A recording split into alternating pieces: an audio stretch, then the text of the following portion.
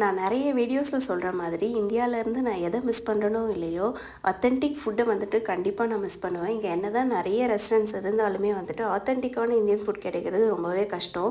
இந்த ஊருக்கு ஏற்ற மாதிரி வந்துட்டு அவங்க கொஞ்சம் மாடிஃபிகேஷன்ஸ்லாம் பண்ணி தான் வச்சுருப்பாங்க.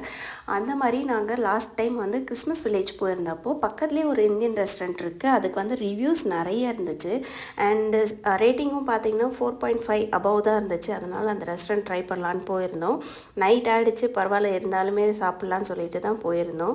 இது வந்து ஒரு ஹைதராபாத்தி ரெஸ்டாரண்ட் தான். அதனால் ஹைதராபாதி தம் பிரியாணியெல்லாம் சாப்பிட்லான்னு ரொம்ப ஆவலாக போயிருந்தோம். பட் அன்றைக்கி வந்துட்டு அந்த அத்தன்டிக் ஹைதராபாதி தம் பிரியாணி கிடையாது, நார்மல் தம் பிரியாணி இருக்குதுன்னு சொன்னாங்க.